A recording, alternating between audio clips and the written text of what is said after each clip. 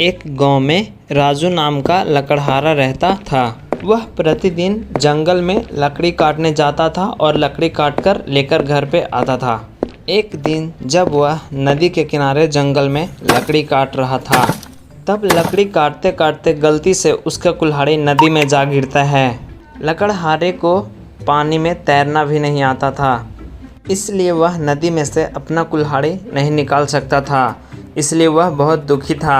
वह अपनी कुल्हाड़ी के लिए बहुत रोया और चिल्लाया, लेकिन उसका चीख और पुकार भी सुनने वाला कोई आसपास नहीं था। उतने में ही एक चमत्कार होता है और पानी के अंदर से एक देवता लकड़हारे के सामने प्रकट हो जाते हैं और तभी उसे रोते देख लकड़हारे से पूछा, हे बालक, क्या हुआ है? तुम क्यों रो रहे हो?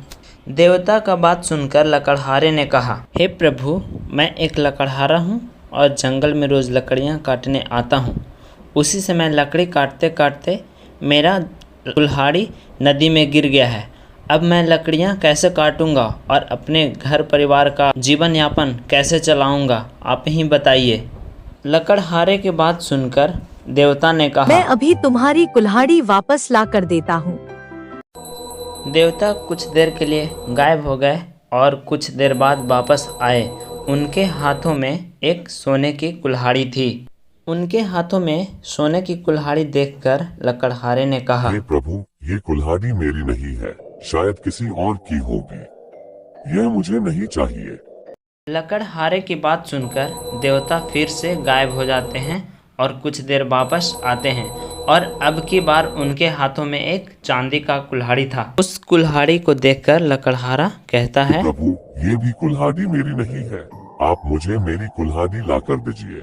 देवता फिर से गायब हो जाते हैं और कुछ देर बाद फिर से एक कुल्हाड़ी लेकर आते हैं। इस बार कुल्हाड़ी लोहे की थी। तभी लकड़हारे देखकर कहता है, यही है मेरी कुल्हाड़ी। हे प्रभु, मुझे मेरी कुल्हाड़ी वापस लाकर देने के लिए आपका बहुत बहुत शुक्रिया।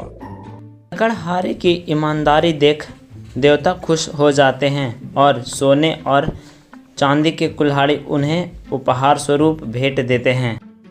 लेकिन लकड़हारा उस कुल्हाड़ी को लिए बिना देवता को धन्यवाद देकर वापस घर चला जाता है। देवता लकड़हारे की ईमानदारी देखकर फिर से चकित हो जाते हैं और लकड़हारे को आशीर्वाद देते हुए गायब हो जाते हैं। तो दोस्तों, देखा आपने किस तरह से देवता ने लकड़हारे से सोने और चांदी की कुल्हाड़ी दिखाकर उससे परीक्षा ली।